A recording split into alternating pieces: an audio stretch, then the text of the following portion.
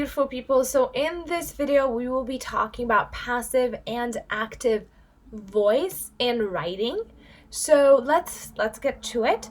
As usual, go ahead and listen to this reading on this link and highlight any words that you don't know and look them up so that you can build up your vocabulary. All right, so we have something in writing called active voice, and we have something called passive voice. So what is an active voice? So active voice in an active sentences, the thing doing the action is the subject of the sentence, and this thing receiving the action is the object. Most sentences are actually active. For example, we can say, John is going to the movies, okay? The person doing the action is John. Since in this case he is the subject as well, he's in the beginning, he's the subject, that means that this sentence is active, okay? So what's our rule? We have subject plus verb plus the rest of the sentence, okay? Mario hit the ball. The chef made the food. Okay, the chef is our subject, made is our verb, the food is the rest of the sentence. I traveled to Mexico last year. Okay, again, we have the subject and the verb. Most of our sentences are active. We call them active because the person doing the activity is the subject of the sentence, okay? And this highlights the subject of the sentence. It tells us that the important part of the sentence, or the most important part of the sentence, is the subject and not the thing that's having the action done onto them, okay? So what's the passive form? That's the active, and we're saying that active highlights the subject. Well, passive is the opposite. So in passive sentences, the thing receiving the action is the subject of the sentence, and the thing doing the action is optionally included near the end of the sentence. Okay, so here the subject of the sentence is not the person doing it. The subject of the sentence is the thing that the action is being done to. Whereas in the other one, the person doing the action, that is the subject. All right, so now we flip places. You can use passive form if you think that the thing receiving the action is more important or should be emphasized. Okay, and you don't have to have the person doing the action in the sentence at all. So you can use the passive form if you don't know who's doing the action. For example, the trees were cut. You don't know who cut them. The trees were cut. Okay, the light was fixed. The food is ready. We don't know who prepared the food. All right, all we know that it is ready. So you say the food is ready, or the food was prepared by Martha. And in an active sentence, it would be Martha prepared the food. All right? But if we don't know who prepared it, we can say the food was prepared. So what do we have? So we can use this if we don't know who's doing the action, or we just don't want to mention the person who's doing the action or the thing.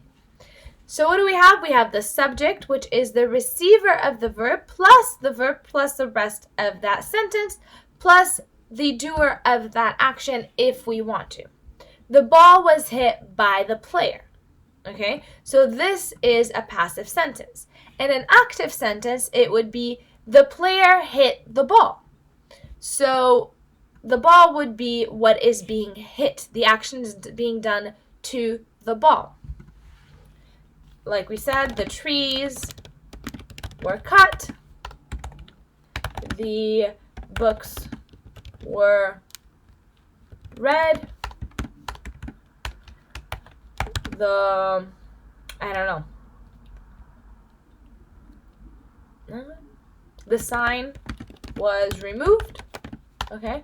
In all of these, we don't have the person doing it, but we can, but we don't have to. So we can say, the trees were cut by my Uncle John. The books were read by the children. The sign was removed by the city. Okay? So we don't have to have them, but we could if we want to.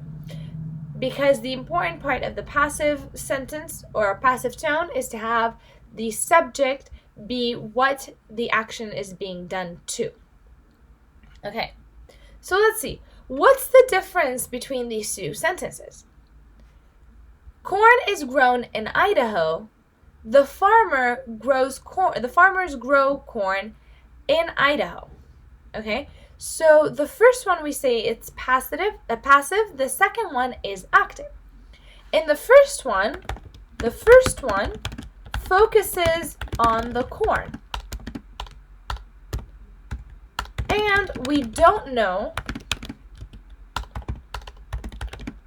who grew the corn.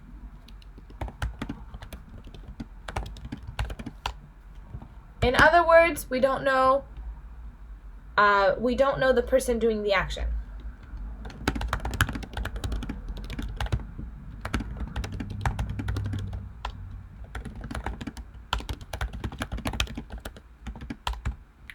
Okay. In the second one, we know who is growing, and the focus is on the person growing or on the people growing. Oh, sorry, you guys.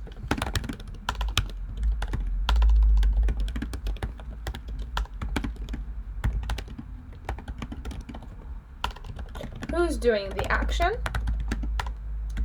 and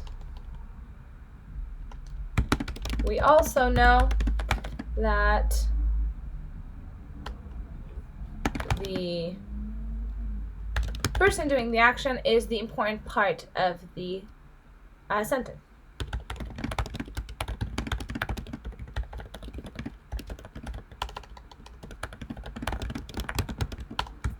Okay. Farmers, so we're going to put people. Okay. So once again, what's the difference between these two sentences?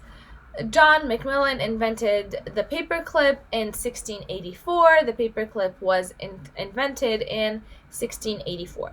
The first one is active. We know who did it. We know we have the important part is the person who invented this and not the fact that it was invented.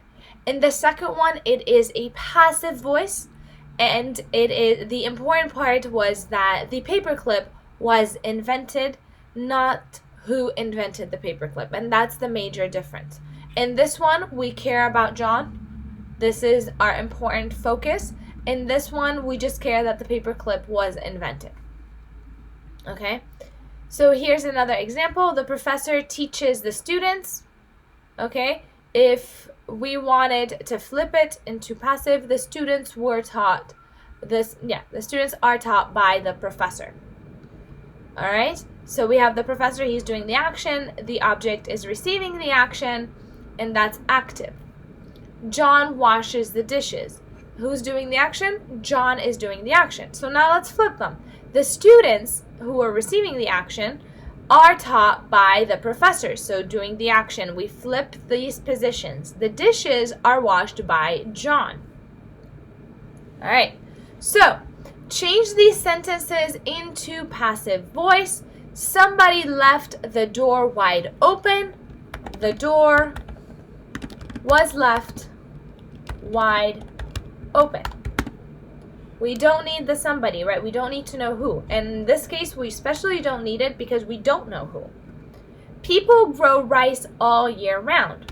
Rice is grown all year round. Again, we don't care here to put people. We can say rice is grown all year by people, but we don't care for it because we don't know. First of all, we don't know who these people are, And second, if we did, then we want to figure out how important is their name in this sentence. Okay? What is the message we are trying to communicate? Somebody killed this man at 8 o'clock this evening. This man was killed at 8 o'clock this evening. Okay?